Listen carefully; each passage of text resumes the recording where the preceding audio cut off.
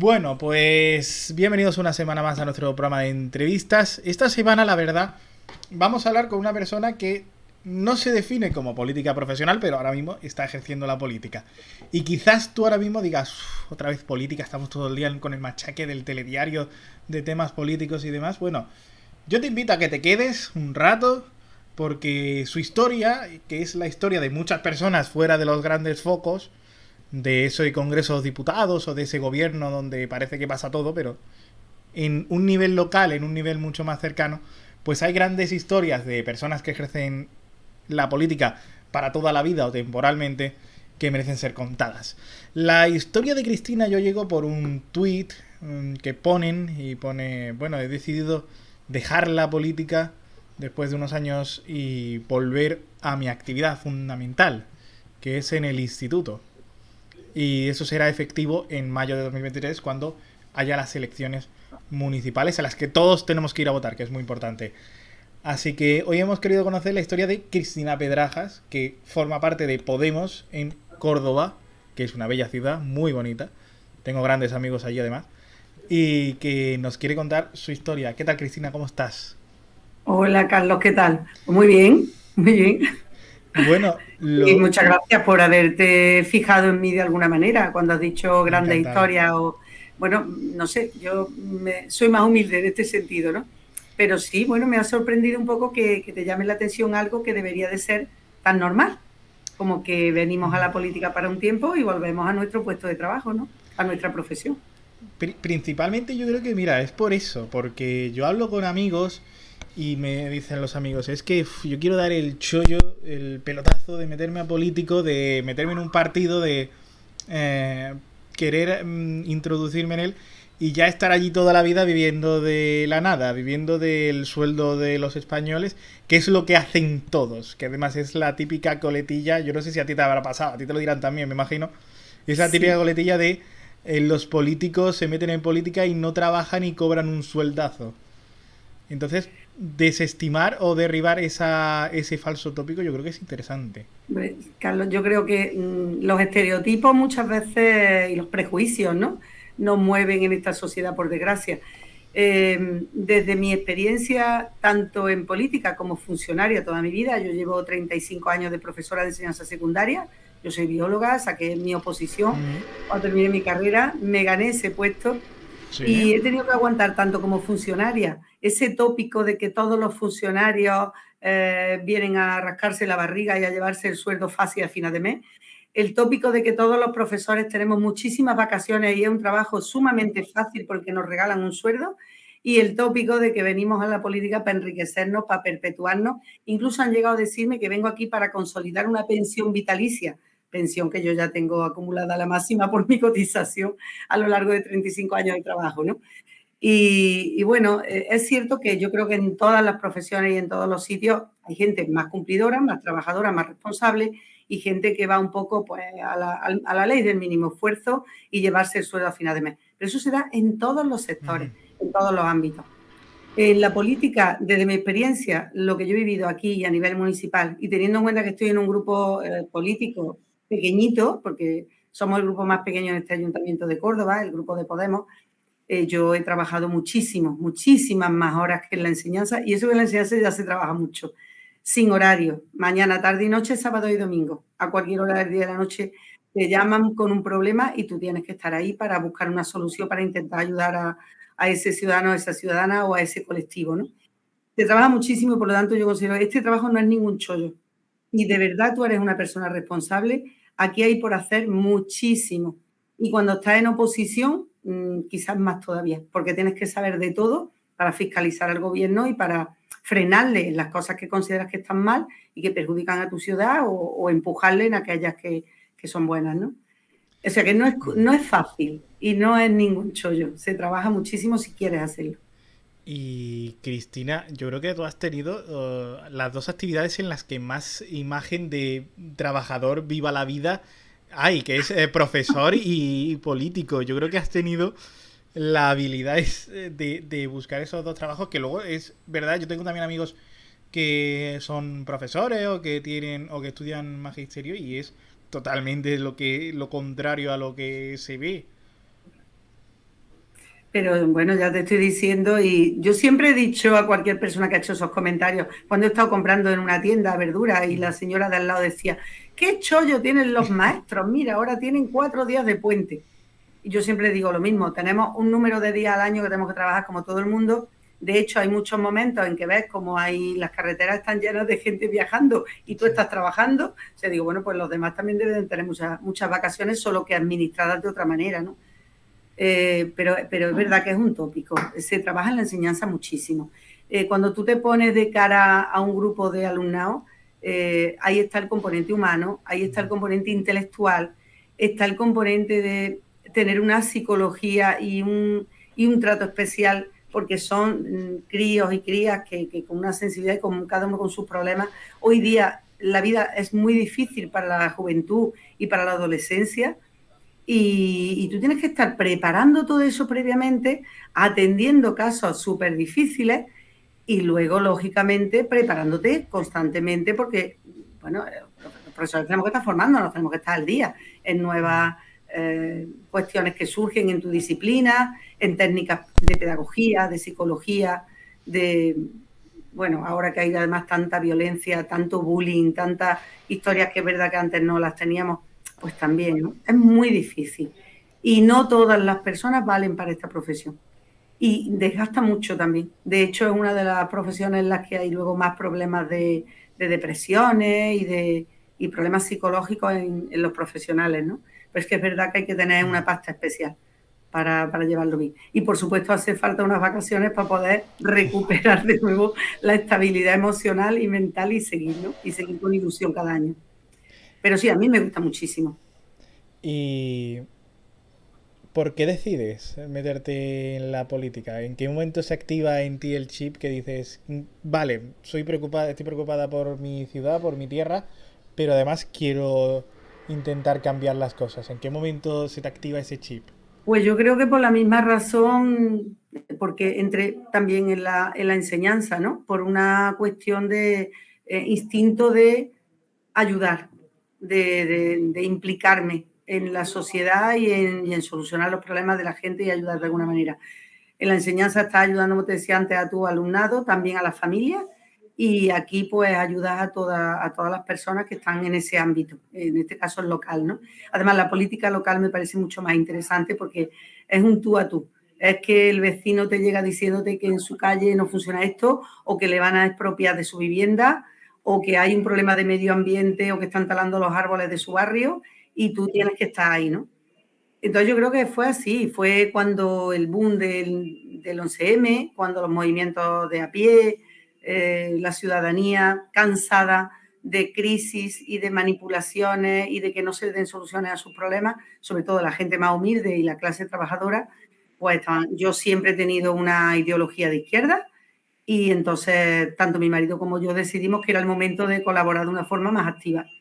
Entonces, pues nos metimos en Podemos, que recién se estaba fundando, y estuvimos ahí. Luego él falleció justo al año de ese momento, y yo pues sentí que surgía en mí esa vocación de ayuda a través del mundo político. Yo siempre había sido sindicalista en la enseñanza. De hecho, fundé un sindicato con compañeros y compañeras y había trabajado por la defensa de los derechos del profesorado. Pero bueno, pensé que este era otro ámbito en el que nunca había estado. Yo siempre decía, yo en política no tengo nada que hacer porque normalmente digo lo que pienso y también pienso lo que digo, ¿no? Pero eso de decir lo que piensa en política no siempre está bien aceptar. Y dije, bueno, yo voy a durar nada, porque enseguida voy a decir lo que pienso y me van a echar, ¿no? Bueno, a día de hoy no me han echado. Afortunadamente, varios años después, decido irme yo voluntariamente. Pero cuidado, irme de la política institucional, no de la política de calle. Yo voy a seguir con mis colectivos apoyando, y más ahora que tengo contacto, que tengo más conocimiento, pues creo que puedo hacer más labor incluso que antes, ¿no? Y ahí seguiré, por supuesto, ayudando a las personas en todo lo que pueda y a mi ciudad.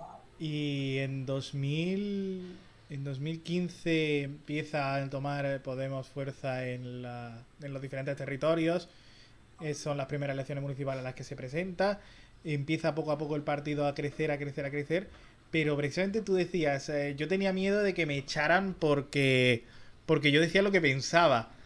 ¿Cómo se lleva eso allí en Podemos? Porque hemos visto casos de gente muy notoria en Madrid que se ha acabado yendo o le han invitado a irse porque no decía muchas veces lo que su número uno, que, es que era Pablo Iglesias en ese momento, quería. A nivel local, ¿cómo lo habéis vivido? ¿Allí ha sido mucho más tranquilo? ¿También ha habido tempestad?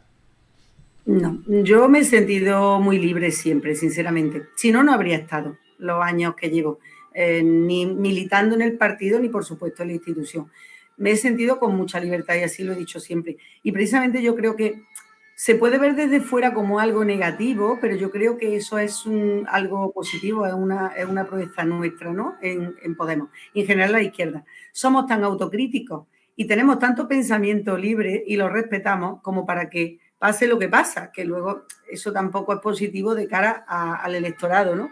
Y es que nos dividimos, claro, porque surgen corrientes, pues que creemos que la solución habría que abordarla de otra manera, etcétera, etcétera, y al final pues la gente decide irse, pegarse a otra corriente o montar una corriente diferente y llamarle de otra manera, ¿no? Yo no me he sentido nunca jamás presionada. Y también es cierto que ha habido momentos en los que a lo mejor no he comulgado totalmente con cómo se estaban haciendo las cosas. He protestado, lo he dicho a nivel interno, sí he procurado, obviamente, no darle aire por fuera, porque yo creo que hay que intentar resolver las cosas desde dentro siempre. Pero yo he seguido aquí por eso y no me voy porque me hayan dicho en ningún momento, es que vas por libre o has dicho tal cosa que no va con nosotros. No.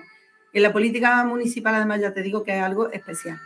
Entonces, lo que nos vale a nivel estatal o a nivel andaluz, pues algunas cosas son válidas para aquí, otras, esto es distinto. Esto es atajar problemas de aquí, muy concretos. Y claro, desde ahí tampoco, ¿qué te van a decir desde Madrid o qué te va a decir Pablo Iglesias? Pues nada, yo siempre he estado dentro de las directrices del partido, nuestros documentos que rigen nuestro funcionamiento, de nuestro código ético, etcétera, etcétera.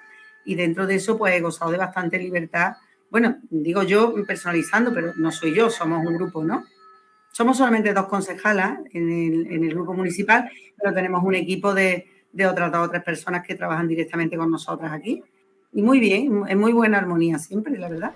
Y bueno, se nos cuela un poco los sonidos de la ciudad. A mí se me está colando, no sé si se Sí, está escuchando una obra en mi caso. A ti creo que es una manifestación o no sé muy bien qué sí, es. estoy en el ayuntamiento y ayer, y además lo estoy viendo por la ventana ahora mismo, ayer tuvimos una concentración de personas de comercio ambulante, lo que llamamos mercadillos, ¿no?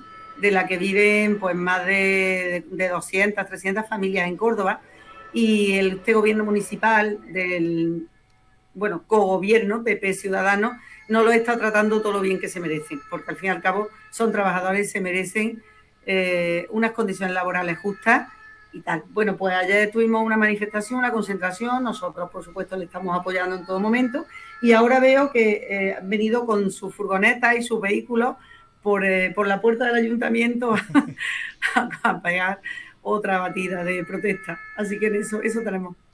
Ahora Precis- cuando termine contigo saldré a verle y a darle un abrazo. Precisamente te quería preguntar porque ¿crees que los políticos han perdido la calle? Porque a mí me ha tocado alguna vez cubrir política local o información sobre instituciones locales, en mi caso en Almería. Y la verdad es que muchas veces se percibe, hasta incluso en los concejales o en los políticos del ayuntamiento, que los políticos están a otras cosas, que no se terminan de preocupar del ciudadano, que están más a su bola. ¿Tú eso lo percibes tú desde el otro lado que es la política? ¿Tú eso te das cuenta que los ciudadanos recelan un poco todavía? Me doy cuenta y a veces me tengo que autodisciplinar para no caer yo también en ese error. ¿Y sabes por qué? Porque la política desde dentro de la institucional está muy, muy burocratizada. Se nos van, ya te digo que mis jornadas de trabajo no tienen horario. Y yo empiezo a las 8 de la mañana consultando la prensa local para estar al día de qué es lo que ha podido surgir desde ayer y termino mi jornada a las 2 3 de la madrugada preparando en mi casa en el ordenador lo del día siguiente. Entre medias son multitud de reuniones, muchas, la mayoría arregladas en las que tienes que estar, obviamente, porque son consejos de administración de empresas públicas, son plenos del ayuntamiento, son comisiones, etcétera, etcétera. Y luego tú tienes que encajar en todo eso, que es inevitable, momentos para estar en contacto con la gente, para ir a los barrios, para Claro. hablar con las asociaciones de vecinos, para hablar con los colectivos. Entonces, claro, te pierdes en lo obligatorio de todo lo que es reglado y llega un momento que te das cuenta pues que llevas muchos días en que no te reúnes con nadie de la calle o no hablas por teléfono con nadie. Y eso es un error. Los grupos que tienen más personal, pues se pueden permitir repartirse las tareas y hacerlo. A nosotros nos cuesta mucho trabajo estar en los dos frentes, pero es absolutamente imprescindible. Y lo hacemos, ya sea por teléfono, ya sea a través de las juntas municipales de distrito, que es el órgano en el que hay una representación directa de los colectivos vecinales, ¿no? Entonces, tener ahí nuestros representantes y estar en contacto diario, ahora que tenemos la facilidad de los grupos de WhatsApp, de Telegram, etcétera, pues sí, no deja de pisar la calle. Y luego también es distinto si estás gobernando o si estás en la oposición. Si estás en la oposición, estás mucho más pendiente de fiscalizar lo que hace el gobierno, porque esa es tu labor, que no es grata, no es nada grata, y ahí más todavía es imprescindible estar en contacto con la gente, ¿no? Porque tú tienes que estar recordándole al gobierno en todo momento, cuidado, que te estás olvidando de tal barriada y en esa barriada hay muchas necesidades que cubrir y te estás centrando en los que son tus votantes nada más, por ejemplo, ¿no? Y es nuestra labor, por eso no se puede perder ese contacto directo con la gente, es muy importante.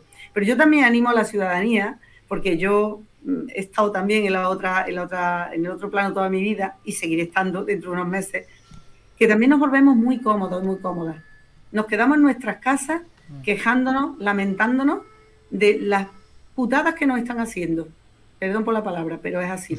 Que si, cómo nos clavan impuestos en la factura de la luz ahora, cómo tenemos que pagar unos impuestos justos por el gas cuando yo no soy consumidor de gas, o el precio del alquiler, que no puedo aspirar a alquilar una vivienda digna y mucho menos a comprarla, o soy joven y no encuentro trabajo y ni siquiera hay planes de empleo, ni hay una formación gratuita y tal, y me tengo que ir fuera de mi ciudad, etcétera, etcétera, etcétera. Oye, vamos a dejar de quejarnos por detrás y culpabilizar a los políticos. Hay que salir a la calle, hay que reivindicar, hay que reunirse, hay que pedir y hay que cumplir de alguna forma nuestra función como ciudadanos, que no es solamente ir a votar una vez cada 4 años, sino que tenemos que quejarnos y tenemos que pedir. Y para eso estamos luego los grupos municipales o los parlamentarios que están en la oposición, para exigirles a los que están gobernando con esa fuerza de la calle lo que pide la ciudadanía, lo que necesita. Y si no, pues los que están gobernando, pues ole, porque como no me piden nada, no se manifiestan, no me reivindican y no hay, pues aquí todo el mundo feliz, contento, todo va bien, como decía Rajoy hace muchos años. Le falta calle a España, entonces, claro. ¿Cómo? Le falta calle a España. Le falta salir a la calle a España, ¿no? Sí, a ver, yo creo, es lo que te he explicado, es que cuando estás en estos puestos te pierdes mucho en la burocracia, en los reglados, en las apariciones en prensa, en los actos protocolarios y falta seguir en ese contacto. Pero eso ya está también la estructura de los partidos, ¿no? Que haya personas que estén más en ese papel y que se lo comuniquen directamente a los políticos. Pero los políticos y las políticas pues tienen que estar ahí, tienen que escuchar de primera mano a las personas. Y las personas se tienen que ver también arropados. Es complicado, pero hay que cumplir esa doble función permanentemente. Y muchas veces pensamos que los políticos son personas frías, personas que no se emocionan, pero son personas de carne y hueso como todos nosotros. ¿Cuál ha sido tu caso en el que... tu caso más duro? ¿Cuál ha sido el tema más duro que has tenido que solucionar como concejal del ayuntamiento, como política? La verdad es que han sido muchos. Por estas puertas en cualquier momento entra cualquier persona que viene desesperada. Entonces recuerdo el caso de una chica, y de esto hace menos de un año, que llega con un carrito de bebé, con un bebé, y entra por la puerta diciendo, si usted no me soluciona ahora mismo mi problema, aquí mismo me suicido. Entonces, imagínate, no ha sido el único caso, hemos tenido más, pero me estoy hablando de esta en concreto porque es de estos casos que dice una persona que tiene estudios, que tenía un trabajo, que estaba felizmente casada, que tenía sus 2 niños, su vida estable, bien, y de pronto llega una crisis, ambos pierden el trabajo, entra en alcoholismo, se separan, le quitan la vivienda, se queda en la calle, tiene 2 niños, no encuentra trabajo, no sabe ni dónde dejarlo y bueno, y se encuentra en esa situación absolutamente desesperada con 30 y pocos años, con mucha formación y sin saber cómo tirar de su vida y cómo alimentar a su hijo. Entonces, son casos muy dramáticos. Y en esa línea son los casos pero que nos hemos encontrado, desahucios de muchísimas parejas, porque poco tiempo antes, pues eso, tenían su trabajito, sobrevivían bien, sin lujos, pero iban tirando, y de pronto llegan estas crisis que estamos viviendo, la del 2008, ahora, bueno, esta ya es brutal, ¿no? A raíz del COVID, sí. Y menos mal que por lo menos también, es decir, que estábamos ahí en el gobierno a nivel estatal y por lo menos han estado los ERTE, ha habido muchas ayudas a autónomos, ha habido muchas ayudas a la vivienda, alquiler, etcétera, etcétera, y muchas familias han podido sobrevivir. Pero claro, pasa ese momento, terminan las ayudas, la vida continúa, no tenemos los mismos trabajos que antes y encima ahora se sobreviene esta crisis energética en donde la inflación se pone por las nubes, en donde las personas tienen que decidir si encienden un braserito para calentarse o van al supermercado a comprar la comida. Y es muy duro. Cada día nos encontramos casos desesperados de verdad, ¿eh? Desesperados absolutamente. Entonces, bueno, pues se pasa muy mal porque no tienes solución. Yo siempre digo, ojalá yo pudiese repartir empleo, ojalá pudiese repartir vivienda o pudiese llevar a mi casa a vivir a todos, pero es que no puedo. Y Cristina, ¿por qué te vas de la política? ¿Por qué lo dejas? Mira, primero porque yo desde que entré, yo no busqué estar aquí para nada. Yo colaboraba con el partido y colaboraba con movimientos y bueno, me pidieron insistentemente, venga, tal, y bueno, al final dije, pues si tanto me insisten será que alguna función tendré que cumplir. Pero desde el momento en que entré, hace de eso ya pues 3 años y medio, en todo momento dije, vengo para cumplir un mandato, yo no me voy a quedar aquí más tiempo, y yo vuelvo a mis clases. Primero porque me encanta y yo creo que ahí tengo que hacer todavía una gran labor. Y segundo porque tengo una edad. Yo tengo ya 58 años, como docente puedo jubilarme dentro de 2 años y yo creo que ya me merezco. Llevo 35 años trabajando y me merezco tener un poco más de tiempo para mí, para mi familia, para mis nietos, que ya tengo 2 nietos también, y a los que no le puedo dedicar ningún tiempo porque esto es muy absorbente.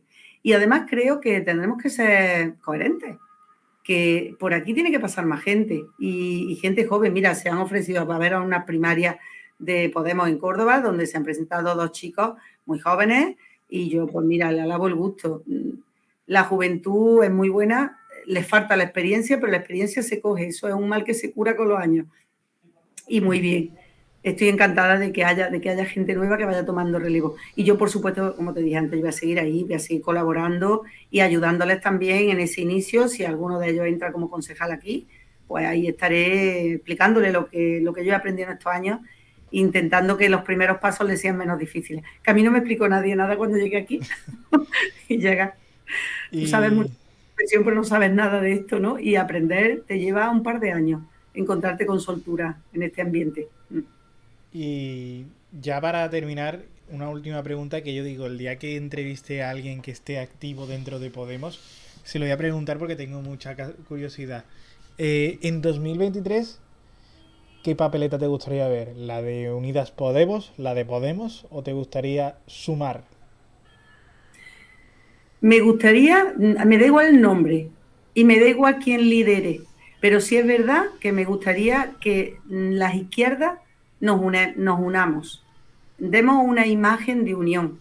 Es verdad que nos separan cuestiones ideológicas, pero son muchas más las que nos unen.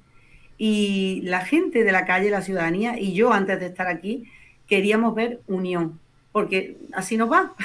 Somos muchísimas personas, somos en el país muchas más personas que tenemos ideología de izquierda que de derecha. Y sin embargo, estamos en nuestros debates ideológicos por los que nos peleamos y por los que no, me gustaría ver que nos unimos de verdad. Me da igual el nombre, me da igual que sea una Yolanda quien encabece, me da igual que sea, pero sí me gustaría que fuésemos. No, esto no tiene mucho sentido, que sigamos dividiéndonos y que vayamos por grupitos separados.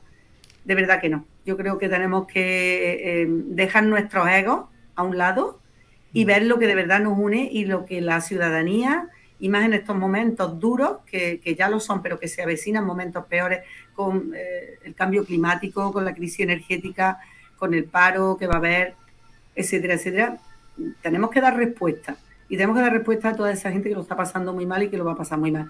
Y dejarnos de tanto debatir entre nosotros y tirar por derroteros distintos. Así que sí, desearía que fuese bajo una marca de Unidas, pero no tiene por qué ser Unidas Podemos, realmente. Ahora, que Podemos, a mí me encantaría que estuviésemos ahí. Pues Cristina Pedrajas, que hasta mayo de 2023, junio realmente, que es cuando asume la nueva corporación municipal, será concejal en el Ayuntamiento de Córdoba por el grupo de Podemos. Muchas gracias por estar aquí con nosotros. Te está reclamando la calle, te está reclamando una manifestación que lo seguimos Sí, voy escuchando. a salir ahora a reunirme con ellos. Muchas gracias y mucha suerte, que sobre todo los cordobeses, que es tu ámbito de actuación, lo requieren, lo necesitan y les vendrá bien en estos meses que nos quedan. Muchas gracias, por Carlos. querer estar con Espero que nosotros. tu programa siga teniendo éxito. Ya he visto varias entrevistas y me han parecido muy humanas, muy interesantes. Y bueno, me encanta también que alguien joven como tú pues tenga estas inquietudes y vaya repescando por ahí del panorama social y político a algunas personas que tengan algo que contar y que pueda servir, pueda ayudar a alguien o servir de ejemplo en un momento determinado. Para eso estamos los del periodismo. Muchas gracias de verdad, Cristina. Venga, Un un placer. beso. Hasta luego. Chao.